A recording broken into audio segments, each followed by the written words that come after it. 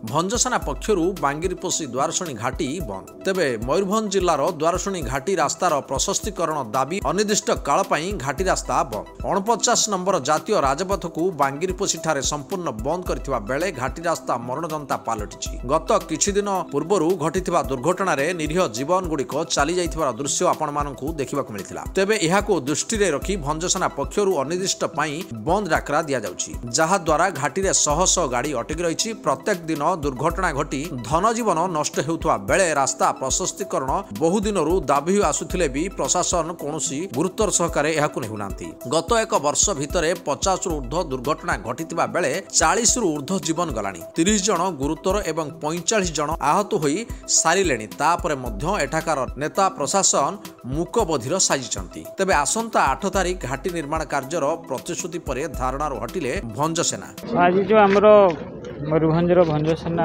जातीय राजपथ बंद करते 6टी डिमांड थिला। ए राजरास्तार प्रशस्तीकरण आ जो ओभरलोडिंग गाड़ी आसी तार चेकिंग आ विभिन्न प्रकार 6टी दाबी थिला। से दाबी गुड़िक प्रशासन तरफ भल भाव निष्पत्ति नि खूब शीघ्र से काम गुड़िक आरंभ हो।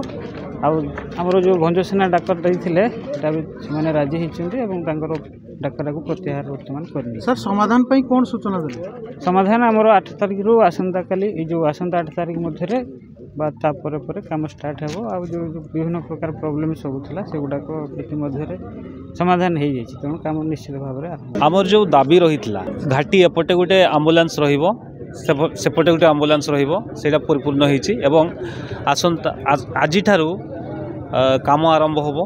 ब्लास्टिंग ऑर्डर आसीगलानी काम आरंभ हो। एनजीटी क्लियरेंस मिल जाइछि एवं 200 कोटी टेंडर ऑलरेडी आसी जाइछि।